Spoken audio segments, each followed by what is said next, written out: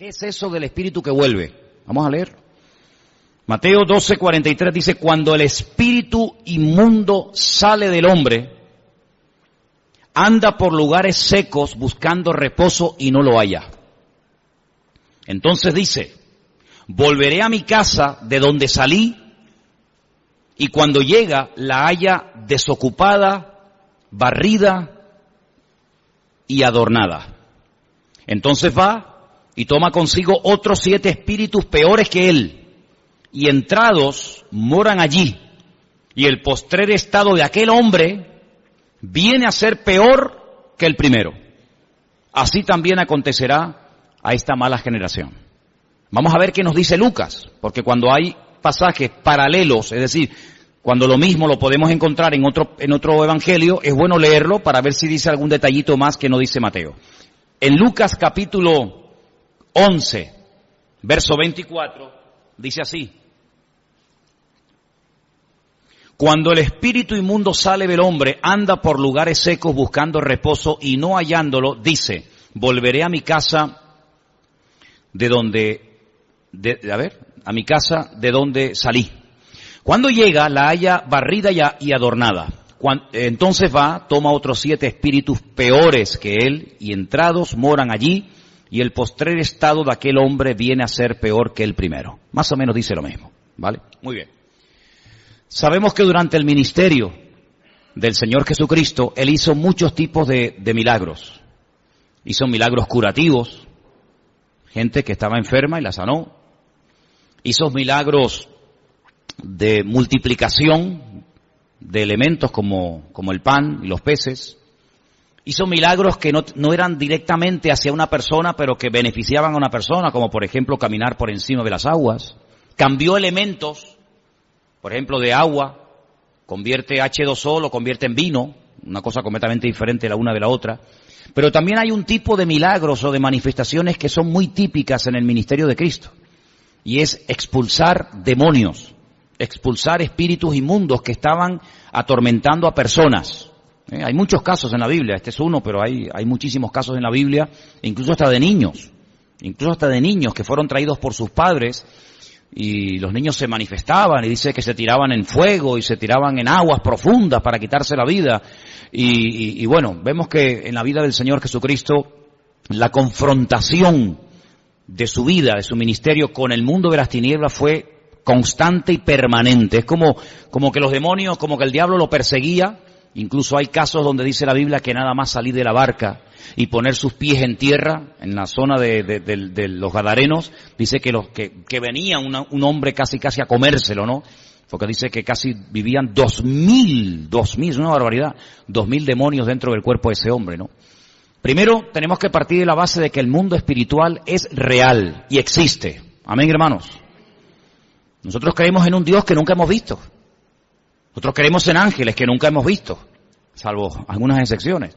Creemos en los arcángeles, creemos en el diablo, ¿cómo no? Pero son cosas, son personajes que no los hemos visto, pero no significa que no existan, ¿verdad? Entonces, en aquellos tiempos había muchísima gente con problemas de tipo espiritual que no recibían la ayuda que tenían que recibir porque en aquellos tiempos, pues lamentablemente faltaba autoridad. Había mucha religiosidad pero poca autoridad.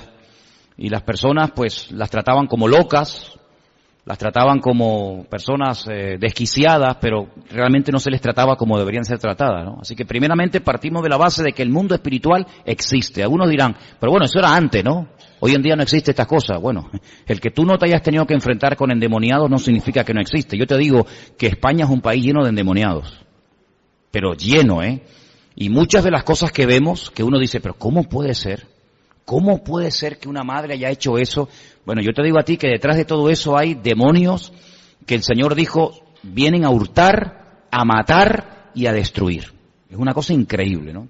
Entonces, claro, la mayoría de los psiquiatras o psicólogos o médicos, cuando tú llevas a un hijo o a una persona para que lo atienda, pues ¿qué va a decir? No, esto es una paranoia, no, esto es una esquizofrenia, esto es un desdoblamiento de personalidad, pero no lo va a tratar como tiene que ser tratado porque a lo mejor ni cree en eso. Entonces te empastillan, te tienen ahí empastillado, pero no hay una liberación. Cristo vino, dice, a traer libertad a los cautivos. Amén, hermanos. Y Él no iba por las cárceles sacando a la gente de las cárceles. Entonces, ¿a qué cautivos se refería? A los cautivos del diablo, a los cautivos de Satanás, a cautivos espiritualmente hablando. Ahora bien, cuando una persona es liberada, cuando alguien ora por esa persona y los demonios de esa persona salen, esa persona queda libre. Pero si no se protege, si ese vacío no lo llena el Señor, esa persona queda por un tiempo bien, pero los demonios que han salido quieren volver a entrar. Y la palabra del Señor nos enseña que cuando salen y quieren volver a entrar, no quieren entrar como salieron, sino quieren entrar con más virulencia, con más presencia y con más fuerza. Y por eso dice que le dice a 7 demonios más poderosos, oye, acompáñeme, que me echaron de aquella casa. Los demonios llaman a los seres humanos su casa, ¿no? Dice, vamos a entrar. Entonces dice que cuando llegan, si no hay una protección y la única protección es el Señor, pues ¿qué otra protección puede haber? ¿Una ristra de ajo? ¿Qué protección puede haber? Una ramita de perejil metida en agua, un lacito rojo. Los demonios se ríen de todas esas vainas. Pues la única protección segura, la única protección que funciona es la protección de la sangre de Cristo. Entonces, si una persona es liberada, como a veces ha ocurrido, pero no quiere después aceptar al Señor, y uno dice, pero ¿cómo puede ser eso? ¿Cómo puede ser una persona que está endemoniada, que ahora se siente libre, que después cuando le dices, ¿quieres aceptar al Señor? Te dice que no. Bueno, ha habido casos, y hay casos. No es muy habitual. Esa persona, si no acepta al Señor, si no lo protege el Señor, dice que su postrer estado viene a ser peor que el primero. ¿Por qué? Porque si salió uno, después cuando entra ese más 7 más. Entonces, eso es lo que significa, que los demonios cuando salen de una persona, cuando salen de un lugar, cuando salen de una vida, cuando salen de un lugar en el que han estado haciendo lo que les daba la gana, pues no se rinden tan fácilmente. Por eso dice la Biblia, someteos a Dios, resistid al diablo y huirá de vosotros. El diablo no dice, bueno, me echaron de este lugar porque vino alguien, oró por él o por ella y lo liberó, y bueno, ya me rindo. No, el diablo no se rinde fácilmente. El diablo es tremendamente perseverante, los demonios quieren volver a ocupar el lugar del cual salieron, por eso es muy importante mantener la guardia, por eso es muy importante tener al Señor, no solamente que nos hayan quitado el problema de encima, sino que ahora tú te puedas autoproteger como con el Señor, ¿verdad? Y eso es lo que significa, no tiene otra explicación que esa, que una persona cuando es liberada, como no tenga la protección del Señor en su vida, vuelve a ser tomado otra vez por los demonios y el postrer estado viene a ser peor que el primero. Y ha habido casos de personas que por no querer aceptar al Señor, el demonio viene y dice, madre mía, este hombre podía haber estado ahora de maravilla y mire, está peor que antes, porque no aceptó al Señor. Hermana Claudia.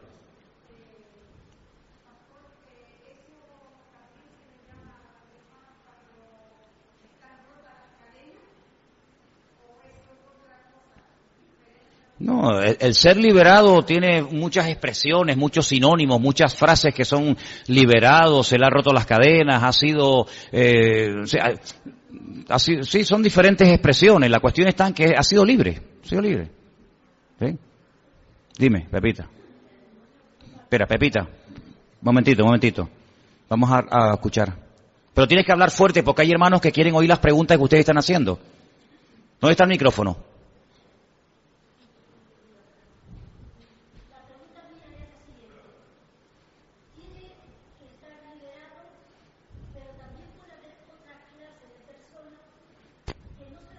Liberado, sino que vaya a la iglesia, tenga al Señor, pero después se aparte.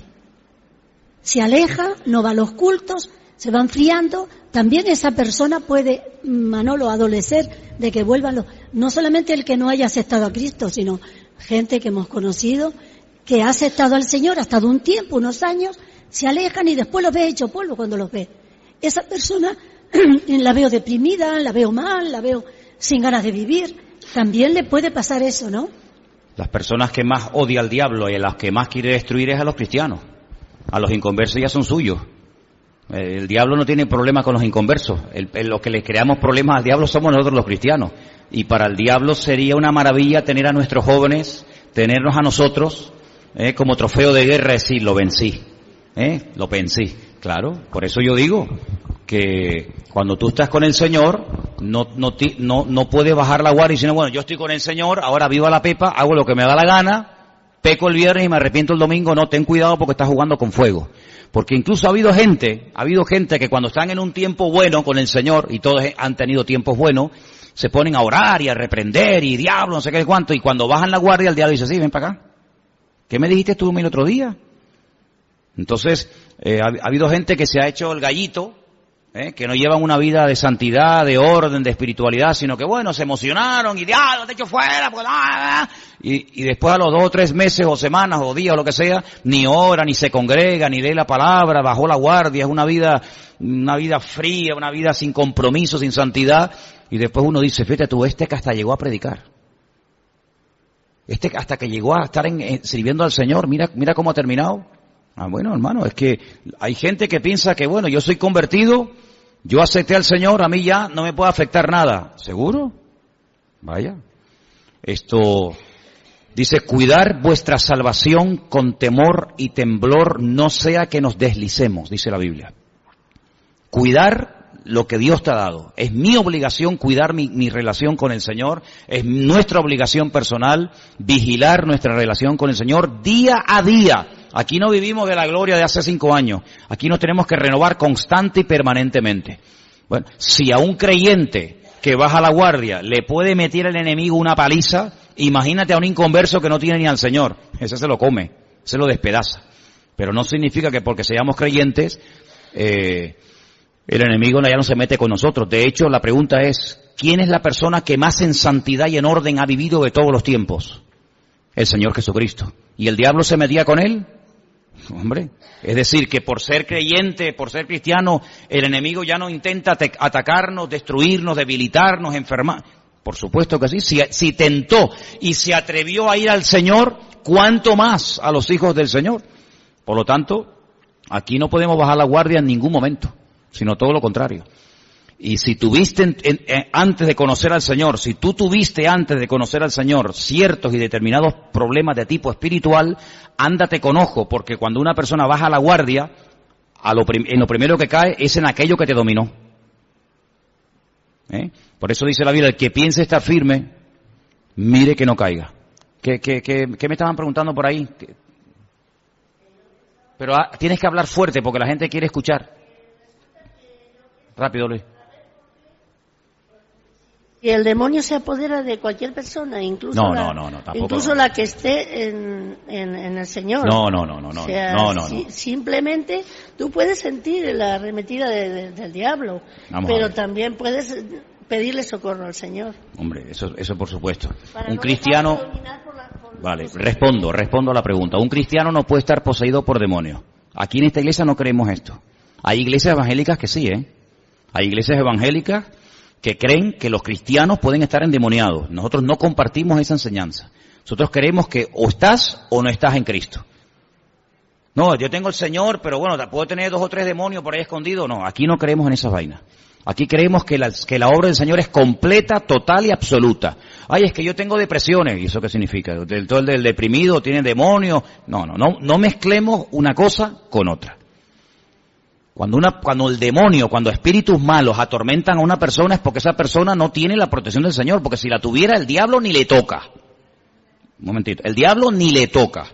Entonces nosotros creemos que somos el templo del Espíritu Santo de Dios, que el Señor mora en nosotros y que el ángel del Señor acampa alrededor de los que le temen y los defiende. Ahora bien, eso no significa de que cuando yo me convierto el Señor anula mi voluntad. A mí no me ha anulado a nadie. Mi voluntad sigue estando ahí. Que yo la haya sometido al Señor, eso es otra cosa. Eso es otra cosa. Que yo no quiera pecar es otra cosa. Pero que yo puedo pecar cuando quiera, no te quepa la menor duda. Lo que pasa es que no quiero. Pero el Señor la conversión no es anular la voluntad y robotizarte. Ya no puedes pecar. Como eres cristiano, ¿cómo? Que no puedo pecar. ¿Y a ti quién te ha dicho que yo no puedo pecar? Una cosa es que no pueda pecar y otra cosa es que no quiera. Es muy diferente. Entonces, el creyente no tiene que tener el temor de decir, es que el diablo nos puede tentar. Claro, también tentó a Cristo. Decía Pablo, orad porque no ignoramos sus maquinaciones. El diablo puede ponernos impedimentos, puede hacer... Pero no te olvides que todo lo que el diablo hace, primero le tiene que pedir permiso al Señor. Si el Señor se lo da, Él puede venir a mí a tentarme. Él puede venir a mí a complicarme un poco la existencia y por eso tenemos que orar al Señor. Pero un cristiano no tiene la mitad de Cristo y la mitad del enemigo, no. Somos libres totalmente, ninguna condenación hay para los que están en Cristo. Si estamos en el Señor, no queda ninguna, vamos a ver, pueden haber a veces actitudes, pueden haber a veces cosas que tú no hayas terminado de entregarle al Señor. Puede haber áreas de tu vida en las que tú no has crecido, tú no has madurado como persona, pero eso no significa de que tú estés endemoniado.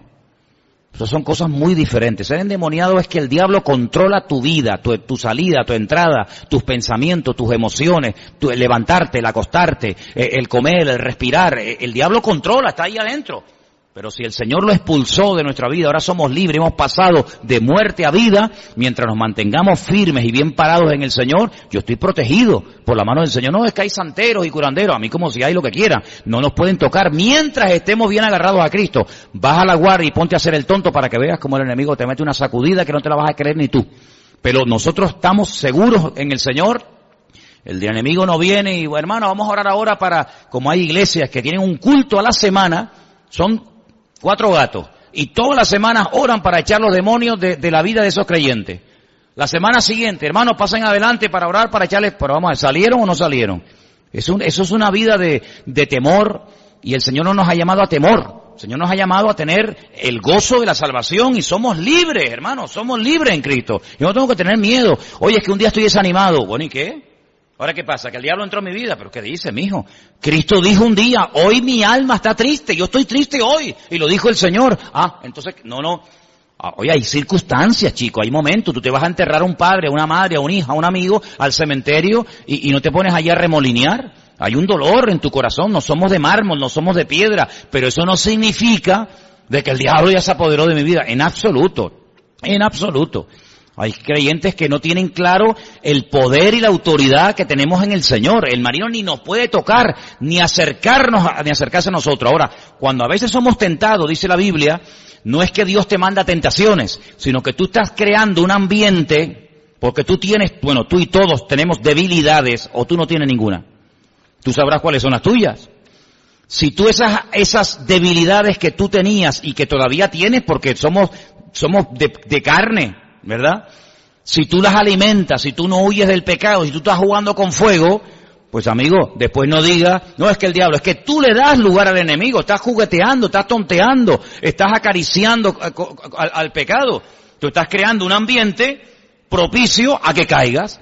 Si tú sabes que tienes problemas con la droga, ¿para qué te metes en ambiente donde está todo el mundo fumando droga? Puede ser que tú seas tentado allí. Bueno, pues evita ese ambiente y vete a un ambiente diferente.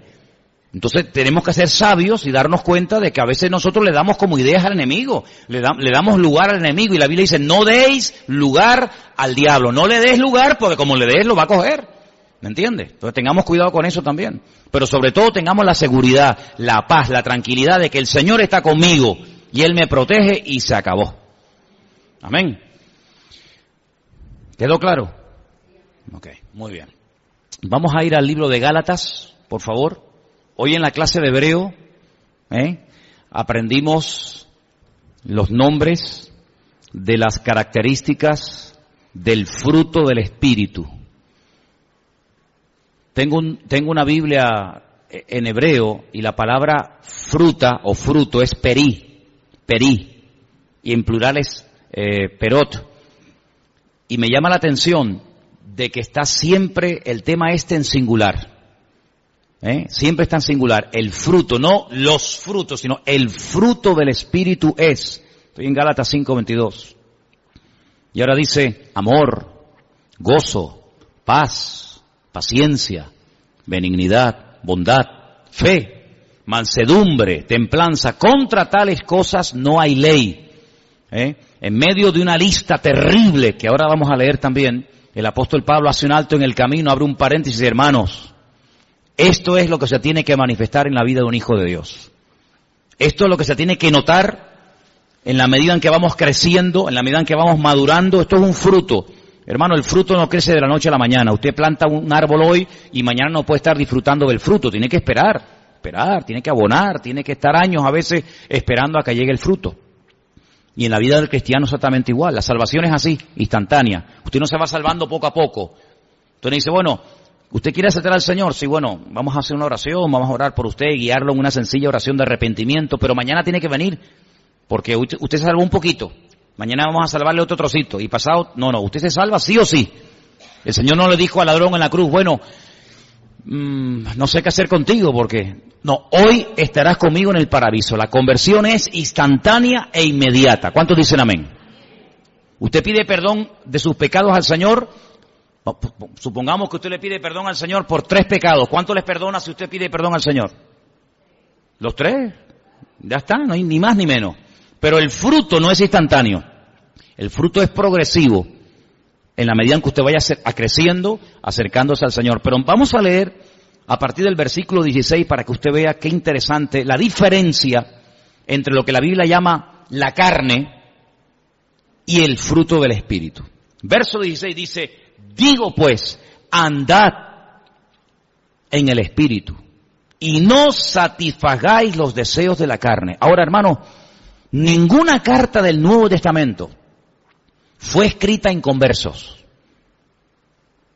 Todas las cartas que el apóstol Pablo, que Juan, que Santiago, que Pedro escribió, fueron escritas a gente, digamos, convertida, cristiana. Gente que ya había nacido de nuevo, que había experimentado un encuentro con Cristo. A esos creyentes, a una iglesia que estaba en Galacia, Pablo le dice, hermanos, andad en el Espíritu y no satisfagáis los deseos de la carne. ¿Te das cuenta? Usted puede ser cristiano, pero usted si quiere puede darle de comer a la carne. Usted puede llamarse cristiano, venir a la iglesia, orar, leer la Biblia, estudiar la palabra, pero por otra parte, usted puede estar, como decimos, engodando al enemigo, dándole carne o dándole alimento a la carne, y por eso se produce muchas veces en la vida de muchos creyentes como algo, un desequilibrio. Por una parte parece muy espiritual, que ama mucho al Señor, pero por otra parte parece un demonio. Por una parte lo ves alabando al Señor y a los 10 minutos lo ves pegándole una trompada al que está en la esquina y gritándole al vecino y se ve, pero ¿cómo puede ser esto? ¿Cómo puede ser esto? Estas cosas raras. Ahora, no te sorprendas, porque esto no es nada nuevo. El apóstol Pablo, cuando le escribe a los hermanos de la iglesia de Corinto, hago un paréntesis, les dice a los hermanos,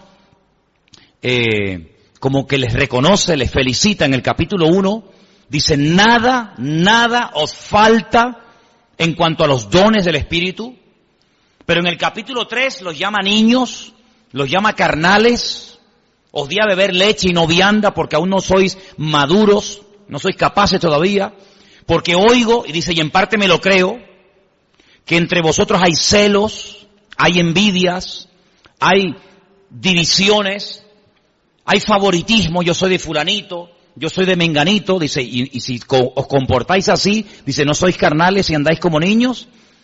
Es decir, no cuestiona los dones, lo que cuestiona es la conducta. No cuestiona el don, cuestiona el instrumento que está siendo utilizado en el don, ¿verdad? Es como el martillo, oiga, el martillo está bien, no hay ningún problema en el martillo, en el destornillador, en el serrucho, en la máquina, no hay ningún problema. El problema está en ti. El problema está en ti. Hoy veíamos en televisión unas imágenes de unas personas que se han dedicado a ir por la calle con martillos. Y la gente va caminando y de repente van y le dan con el martillo. Bueno, te voy a decir una cosa, detrás del martillo hay una persona. El problema no está en el martillo, porque con ese martillo usted puede clavar un clavo en la pared y ponerle un cuadro. El problema está en la mala utilización de ese instrumento, de ese martillo. Entonces muchas veces vemos a personas que tú dices, oye, el Señor lo usa por un lado, pero por otro lado es un envidioso, es un celoso, es no sé qué, no sé cuál. ¿Cómo puede ser eso? Entonces, ¿qué ocurre? Hay gente que se cierra en banda y dice, yo no quiero saber nada de eso. No, cuidado. No menosprecie el don, no cuestione el mover del Señor por el mal ejemplo o por el mal testimonio que ha dado una persona. De hecho, yo no sé si aquí hay algún caso, no lo sé sinceramente. Pero yo he conocido casos de personas que me han dicho, no, yo vine a la iglesia porque un hermano o una hermana me habló del Señor y yo vine a la iglesia porque ella me invitó o él me invitó y le dije, ¿y ese dónde está ahora? Y dice, no, él, Ya, esa persona está en la droga otra vez, ese hermano está otra vez alcoholizado o no sé qué, y tú dices, qué cosa, ¿Cómo en un momento determinado esa persona se dejó usar por el Señor? Y por lo que sea, después se dejó usar por el diablo. Y usted dice, ¿pero esto puede ser así? Bueno, mire Pedro, mire el apóstol Pedro. Había un hombre más cerca de la vida del Señor que Pedro. Fue una de las personas que más cerca vivió del Señor. Y cuando el Señor llega a una ciudad al norte de Israel, que en la actualidad se llama Banias, pero que en aquellos tiempos se llamaba Cesarea de Filipo, él allí lanza una pregunta y le dice a los discípulos, oye, ¿qué opina la gente de mí? ¿Qué está diciendo la gente por ahí? Y le dan todo tipo de opiniones y al final, después de oírles, les dice, ¿y yo para ustedes quién soy? Y todos se quedan callados. No se atreven porque parece que como que todavía tienen dudas, ¿será, no será? ¿Me habré equivocado? ¿Será el verdadero? Y Pedro dice, tú para mí eres el Hijo del Dios viviente. Tú eres el Mesías, tú eres el que tenías que venir. ¿Y el Señor qué hace? Bienaventurado eres Simón, hijo de Jonás, porque esto que has dicho no te lo reveló carne ni sangre, sino mi Padre que está en los cielos. Es decir, lo felicita públicamente. Amén, hermanos. Muy bien, la respuesta es la correcta, la exacta. Van caminando y de repente dice el Señor, muchachos, vamos a Jerusalén. Pero Señor, otra vez a Jerusalén. Pues si te querían matar el otro día, pero es que el Hijo del Hombre tiene que ir a Jerusalén, tiene que ser crucificado, tiene que ser muerto, rechazado por los gentiles, rechazado por los judíos, no sé. Y Pedro dice, de ninguna manera, no voy a permitir que eso te acontezca. ¿Cómo que tú vas a ir y que te maten? ¿Y qué dijo el Señor? Al mismo Pedro, que había felicitado, Satanás, apártate de mí. ¿No fue un poco duro el Señor? ¿Ustedes creen que fue duro el Señor? Yo creo que no. El Señor no es duro con nadie, el Señor es como tiene que ser con la gente. Cuando lo tiene que felicitar, lo felicita. Y cuando tiene que reprenderlo, lo reprende. El Señor no se equivocó. No se pasó en halagos, ni se pasó en exhortación, sino que dijo lo que tenía que decirle. Aquí lo hiciste bien, aquí lo hiciste mal. Aquí te dejaste usar por mi Padre, aquí te dejaste usar por el diablo. La misma persona, en un periodo muy corto de tiempo, usado por Dios y usado por el enemigo. Es increíble. Entonces te das cuenta como una persona es vulnerable a ser usada o por Dios o por el enemigo según a quien se abra y según cómo hable y según cómo reaccione, ¿verdad? Entonces vemos que los hermanos de la iglesia de Corinto no habían crecido espiritualmente hablando, eran utilizados en dones. Y bueno, el otro día di una lista, ¿no?, de los dones que hay en la Biblia, que son tremendos, ¿no? Y Pablo dice, nada os falta ningún don. Es que todos los dones están ahí en esa iglesia, todos. Yo no he conocido una iglesia que tenga todos los dones del Espíritu Santo dentro de la iglesia, pero los corintios sí. Sin embargo, Pablo después los llama, como he dicho, carnales, niños en Cristo. A uno tiene que decir, a ese cójanlo y expúlsenlo de la iglesia. ¿Sabéis el caso, no? Pues estaba acostando con su madrastra. Dice, eso ni los del mundo viven así. Fue una cosa tremenda, se emborrachaban en los cultos. Es algo increíble, increíble, ¿no? Entonces ahora vemos que Pablo le está escribiendo a una iglesia en la zona de Galacia y le dice, hermano, no estén alimentando la carne, sino anden en el espíritu. Es decir, usted tiene que tomar una decisión personal. Esto es una cosa personal. Tú puedes escuchar muchos mensajes, puedes escuchar mucha enseñanza, pero si tú en lo más profundo de tu corazón no quieres poner esto en práctica, por más que lo oigas, por más que te lo prediquen, te va a entrar por aquí y te va a salir por allá. Usted tiene que tomar una determinación. ¿Yo a quién quiero agradar? ¿A la carne o al Señor? ¿Para quién quiero vivir? ¿Para mí o para Él? Usted tiene que tomar esa decisión. Y tarde o temprano el Señor te va a confrontar. Y esta tarde puede ser que te esté hablando. Versículo 17 dice, porque el deseo de la carne es contra el Espíritu. Siempre, hermano, siempre. Siempre. Y el del Espíritu es contra la carne. Y estos se oponen entre sí para que no hagáis lo que queréis. Pablo es un hombre que utiliza lo que se llaman en la Biblia analogías, es decir, ejemplos de cosas o de personas que por lo que hicieron o por lo que dijeron sirven como ejemplo de lo que él está enseñando. Y él a veces habla, por ejemplo, de la lucha entre la carne y el espíritu y pone el ejemplo de aquellos hermanos gemelos, ¿os acordáis? Hijos del mismo padre, hijos de la misma madre, pero que eran totalmente diferentes el uno del otro. ¿Y a quién me refiero? A Jacob y a Esaú. Mira, eran diferentes por fuera y eran diferentes por dentro. Por fuera dice que uno era rubio, peludo, el otro era lampiño, Uno era un hombre cazador, un hombre que estaba todo el día matando animales con una agilidad, el otro era tranquilo, no se movía. Pero espiritualmente también eran diferentes. Uno no le daba ninguna importancia a las cosas del Señor, el otro para él era lo más importante las cosas del Señor. Tuvo que aprender a hacer las cosas bien, porque no todo vale, ¿verdad? Y eso es lo que dice el apóstol Pablo. Y también compara a veces a Ismael, que era el hijo de Agar, la egipcia, la esclava, y compara a Isaac, que era el hijo de la promesa, el hijo de Sara, y dice que se peleaban. Ismael se reía, se mofaba de Isaac, hasta que un día el Señor tiene que decir, esto no puede seguir así, esto no pueden convivir, es imposible que se lleven bien, es imposible, porque uno va por una línea, otro va por otra línea, y lo mejor es que se separen, que se vaya cada uno por su camino. Y así, dice la Biblia, que así fue. Ismael fue expulsado de la casa junto con su madre Agar, y de ahí vienen muchas naciones árabes hasta el día de hoy. El Señor le puso como un sello, Ismael, hombre fiero, hombre indomable, todos contra él y él contra todos. Así son hasta hoy en día los árabes. Están contra todo el mundo, contra los infieles, pero también todos están contra ellos. Es una cosa increíble. Sin embargo, la línea de Isaac es completamente diferente. Entonces Pablo dice, hermano, hay una lucha interior que se llama la lucha entre la carne y el espíritu, entre el ego del hombre y lo que el Señor quiere hacer en tu vida, y tú tienes que tomar una determinación. Porque dice aquí en el versículo 18, si sois guiados por el Espíritu, ya no estáis bajo la ley. Porque la ley te guiaba a través de la letra, pero el Espíritu te dicta a través de la comunión con Dios. Y ahora menciona manifestaciones de la carne que son tremendas. Y dice, son adulterio, fornicación, inmundicia, lascivia, idolatría, hechicerías, enemistades, pleitos, celos, iras, contiendas, disensiones, herejías, envidias, homicidios, borracheras, orgías y cosas semejantes a estas, acerca de las cuales os amonesto, como ya os lo he dicho antes, que los que practican tales cosas no heredarán el reino de Dios. Fíjate que menciona celos, menciona borracheras, menciona disensiones, lo que pasaba en Corinto. Es decir, que cuando en Corinto se peleaban los hermanos, cuando en Corinto había mal testimonio, ¿qué es lo que estaba pasando? Le estaban dando lugar a la carne. Y en tu vida mismo, tú en tu vida, si eres sincero contigo misma, ¿cuántas veces el Señor te ha usado? Un montón de veces, ¿sí o no? Hablándole a una persona, orando por alguien, dándole un buen consejo, dándole ánimo. ¿Cuántas veces el Señor te habrá usado y a veces ni te has dado cuenta, muchacha? Pero ¿cuántas veces, sin darte cuenta, vamos a decirlo así, te habrá podido utilizar el enemigo? ¿O no? No, a mí no. A ti no. Ya. Tú eres doña, tú eres don. Podemos ser utilizados por el Señor cuantas veces queramos y a veces de formas maravillosas, pero también a veces podemos ser utilizados por el enemigo. Nuestra forma de hablar, nuestra forma de comportarnos, quejándonos, lamentándonos, criticando, ¿verdad?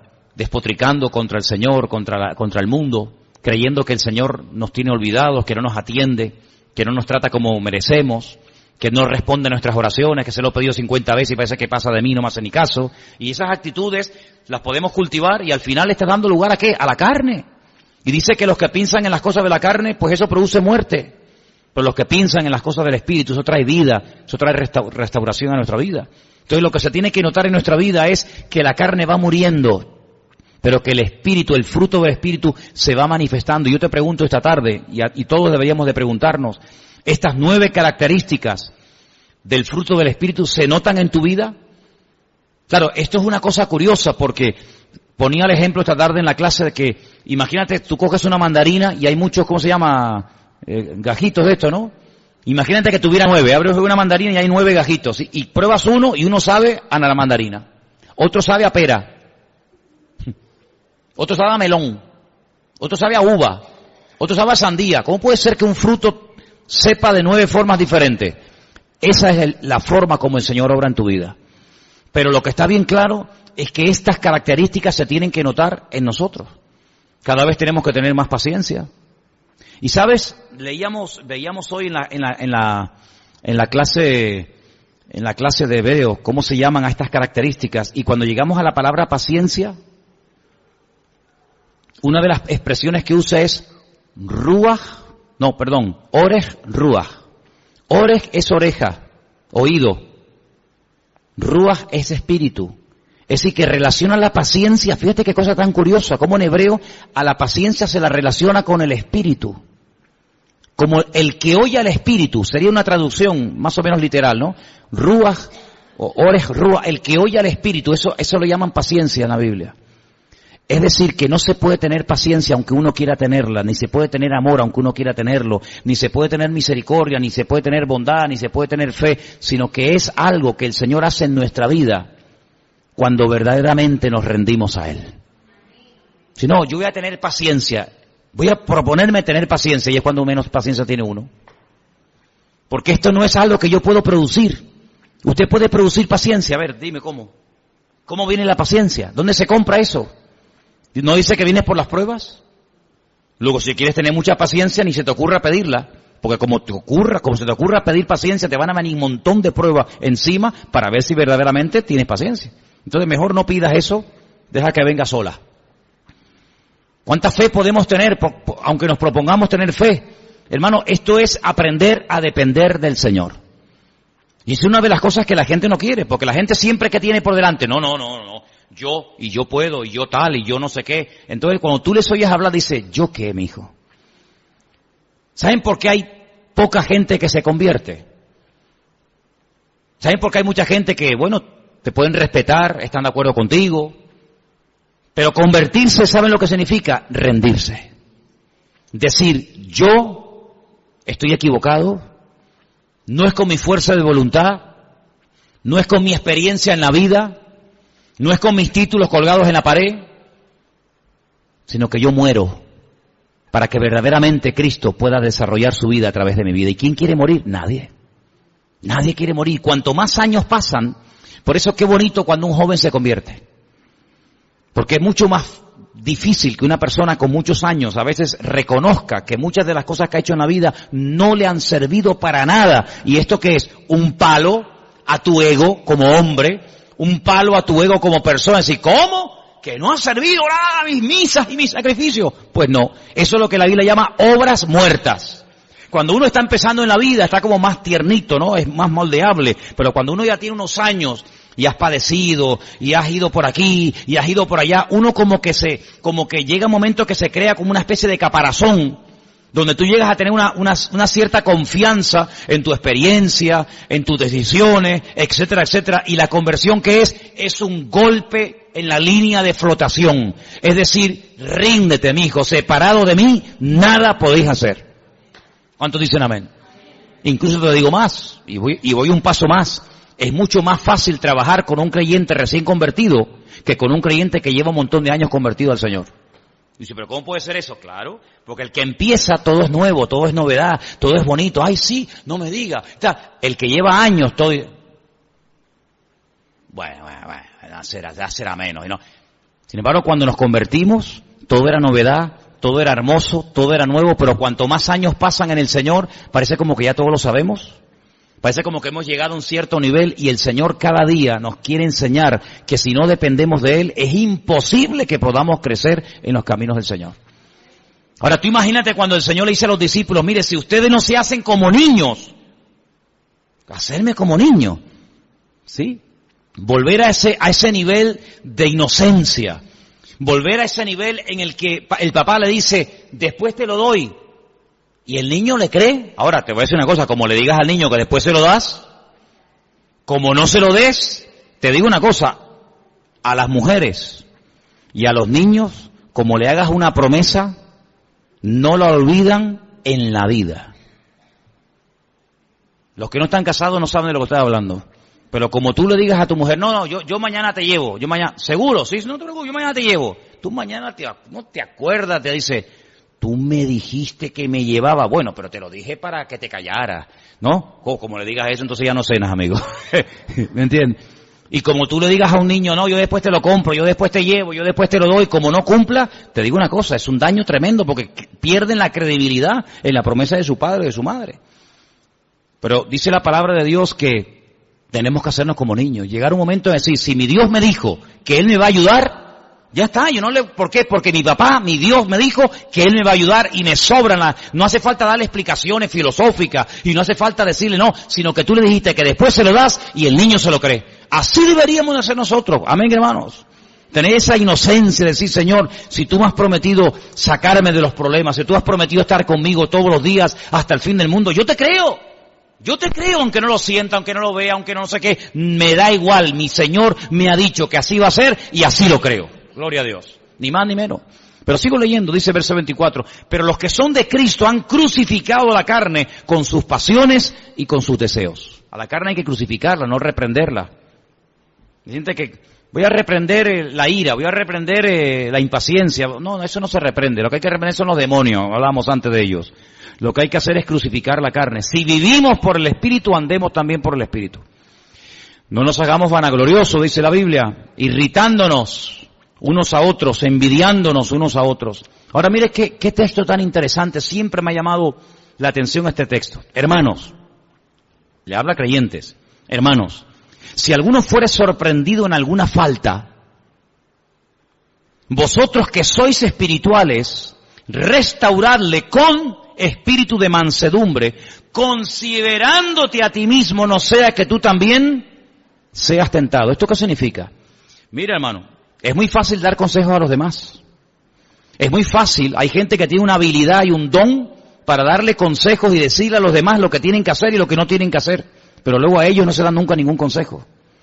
¿Se acuerdan cuando yo les dije una vez que me encontré con un señor que aquí por Tomecano me dio un estudio en 10 minutos de cómo tenían que ser los pastores? No, porque los pastores tienen que ser no sé qué, porque un pastor no puede no sé qué, porque un pastor tiene que no sé qué. Y yo así. Cuando terminó el estudio bíblico, le dije, oye, ¿cómo sabes tú de la Biblia, Le inflé el ego, ¿no? Y dice lo que yo dice, sí, ¿no? Digo, qué lástima que sepas cómo tenemos que vivir los pastores y no sepas cómo tienen que vivir las ovejas. Porque si tú supieras cómo tienen que vivir las ovejas, serías un cristiano maravilloso. Dios media muerte se fue y nunca más lo volvió a ver. Claro, es que es fácil decir, no, eso no se hace. Es que tú tienes que comportarte y tú tienes que no sé qué. ¿Sabe lo que nos dice el Señor a los padres, a nosotros que somos padres? No exasperéis a vuestros hijos. Porque a veces hay padres que más que corregir y más que exhortar, lo que hacen es que exasperan. Sacan de sus casillas a los hijos. Se creen que porque ser padre ya, y pinchan.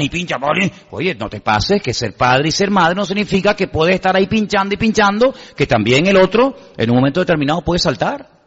No, es que los hijos tienen que obedecer, sí, pero los padres no tienen que exasperar a los hijos. Es que la mujer tiene que someterse al marido y el marido tiene que amar y respetar a la mujer. Es que siempre tenemos el texto para el otro. Pero para uno, a veces como que no lo encontramos. Y en la Biblia hay versículos más para nosotros que para los demás. ¿Cuántos dicen amén? Es más, tú sabes que la Biblia dice que todo lo que el prójimo tenga delante del Señor es como una pajita, pero todo lo que uno tenga tiene que ser considerado como una viga. Así que antes de sacar la pajita del ojo ajeno, saquemos la viga en nuestro propio ojo. Eso es lo que dice el Señor, ¿verdad? Y aquí dice, si tú sorprendes, si tú sabes que hay un hermano que anda desordenadamente, que lleva una doble vida, que está en pecado, en desorden, en fin, llámalo como quieras, si tú te acercas para restaurarlo, ten cuidadito con qué espíritu, con qué actitud lo vas a restaurar, no sea que después su problema, su pecado, te salpique a ti, que es muchas veces lo que ha pasado. Ha habido gente que ha ido a hablarle a los drogadictos y al final ellos cayeron en la droga. Ha habido gente que ha ido a hablarle a una persona que ponga en orden su vida y luego el que ha destrozado su vida es aquel que fue a darle consejo al que estaba en desorden. Por lo tanto, no te metas en camisas de 11 varas. Si eres oveja, yo que he dicho muchas veces, vive como oveja. ¿Eres una chica soltera? No te comportes ni des imagen de mujer casada. ¿Eres mujer casada? No des imagen de chica soltera. ¿Eres un hombre casado? Compórtate como un hombre casado. No des impresión de que eres soltero y si eres soltero, no des impresión de que estás viviendo como hombre casado. Es decir, compórtate como lo que eres, ni más ni menos. El león se tiene que comportar como gato, no como león. Y la gallina como gallina, y el perro como perro, y el gato como gato. Y cada especie se reproduce según su especie. Y tú tienes que preguntarte delante del Señor, ¿qué soy hoy yo delante del Señor? Estoy comenzando a dar los primeros pasos. Dice, pues no te hagas maestro, no seas que recibas mayor condenación. Por eso es importante respetar las etapas. No saltarnos etapas, decir, bueno, yo estoy ahora en un tiempo de aprendizaje, en un tiempo de restauración, en un tiempo de aprender para el día de mañana, cuando Dios lo permita, yo daré. Pero si es el tiempo de dar, no estés esperando recibir. Por lo tanto, es importante que cuando tú, entre comillas, quieras ayudar a otra persona, piensa bien dónde te vas a meter, porque la Biblia nos habla de la transmisión del Espíritu. Y quiero compartir brevemente esto. Lo comentábamos ayer en la clase de homilética, que creo que comenzamos, ayer, sí, fue ayer. Dice que Jetro, que era el suegro de Moisés, cuando llegó al campamento y vio a Moisés tan ocupado y tan atareado atendiendo a gente todo el día, porque claro, Moisés tenía casi 2 millones de personas en el desierto. Y él se levantaba bien temprano en la mañana, atendía a los viudos, a los huérfanos, al extranjero, a este que le habían robado la oveja, al otro que no sabía dónde tenía que poner la carpa, al otro que no sé. Cuando llegaba al final del día, sí, había atendido a la gente, pero imposible que un hombre pueda atender a semejante multitud. Jetro lo estuvo observando y le dijo, mira Moisés, ven para acá. Tú tienes que delegar, tú tienes que nombrar ayudantes, colaboradores, que te ayuden a llevar esta carga tan grande que Dios ha puesto sobre tus hombros. Porque por mucha gente que tú atiendas, quedan más por no atender que atendido. Y dice la Biblia que la propuesta, claro, Moisés podía haber dicho, cuidadito que estás hablando con Moisés. Pero él fue humilde, él aceptó el consejo y dice que él nombró a 70 ancianos, 70 colaboradores, fueron al tabernáculo de reunión, allí se presentaron delante del Señor y literalmente la Biblia dice, y Dios tomó del espíritu de Moisés y se lo transmitió a los que iban a estar con él llevando la carga del pueblo. Es decir que estas 70 personas que iban a colaborar con Moisés no iban a hacerle la guerra, no iban a competir con él, yo predico mejor, tú predicas mejor, no, sino que iban a colaborar y a trabajar todos al unísono, con un mismo sentir y en una misma línea y con una misma meta y visión. Amén, hermanos. Porque el Espíritu se transmite, hermano. Cuando tú tienes un hijo, tú le has transmitido tu genética a esa criatura. Ay, es que camina igual que el padre. Oye, es que fíjate tú de lo chiquitito que es y tiene el genio de la madre o del abuelo, es que se transmite todo eso, ¿no? O sea, fíjate, camina igual que el padre cuando era chico. ¡Qué barbaridad! Con lo chiquitito que es que todo eso se pasa. Pero espiritualmente hablando, nos parecemos a alguien. Espiritualmente hablando, nos podemos parecer al que nos ministra, al que nos ayuda, y podemos transmitir lo bueno y lo malo, fíjate lo que te digo. Ahora pueden entender ustedes por qué el apóstol Pablo en otra carta le escribe a un pastor y le dice, no estés poniendo con ligereza las manos sobre nadie. Porque eso de imponer las manos era algo muy sagrado, era algo para casos muy concretos, no era para ir por ahí todo el mundo imponiendo la mano. No impongas con ligereza las manos sobre nadie, ¿verdad? Y tenemos que tener en cuenta de que cuando los discípulos fueron delante del Señor a prepararle el camino, el Señor dijo una palabra interesantísima que a mí siempre me ha impactado.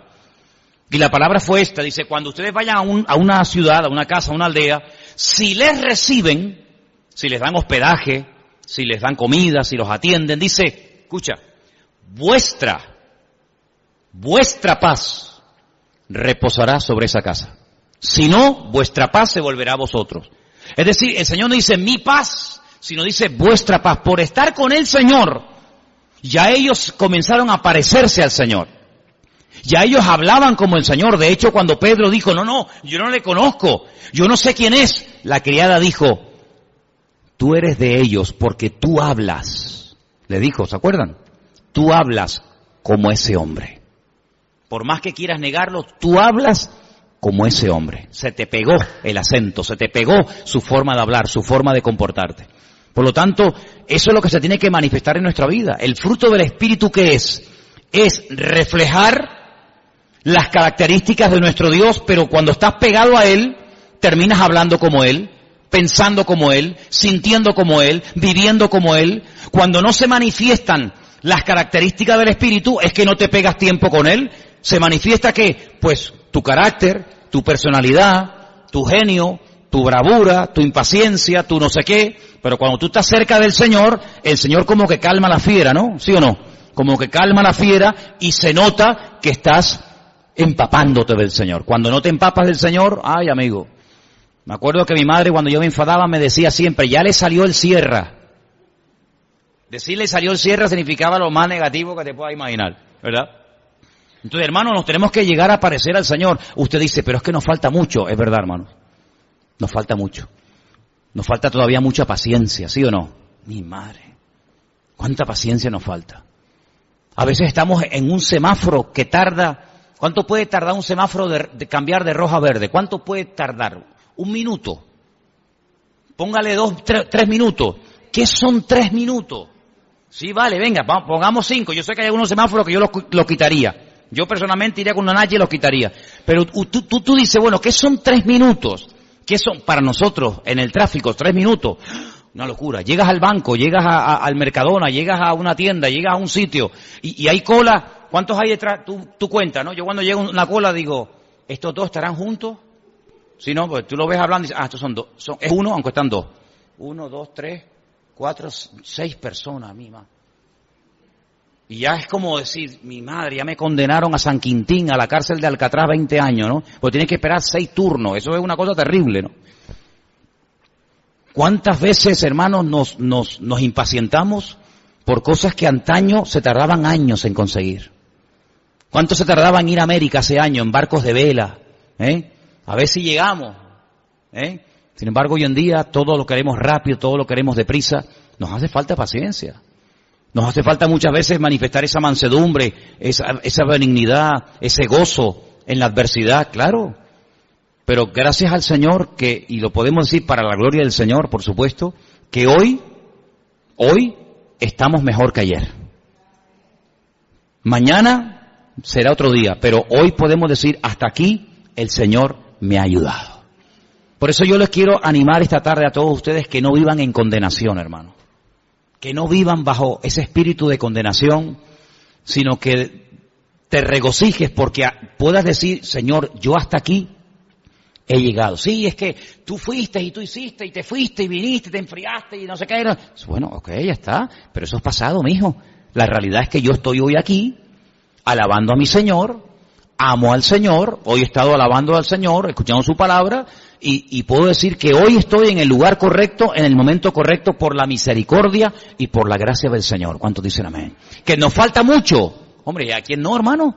Claro que nos falta mucho. Mira, quiero recordarte que después de la resurrección, no durante los tiempos de ministerio, sino después de la resurrección, dice que todavía dudaban algunos de él.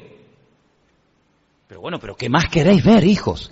Me habéis visto sanar enfermos, me habéis visto multiplicar panes y peces, me habéis visto echar fuera demonios, me habéis visto hacer maravillas, me habéis visto clavado en una cruz, me habéis visto dentro de una cueva, en un sepulcro, me habéis visto resucitado y aún dudan.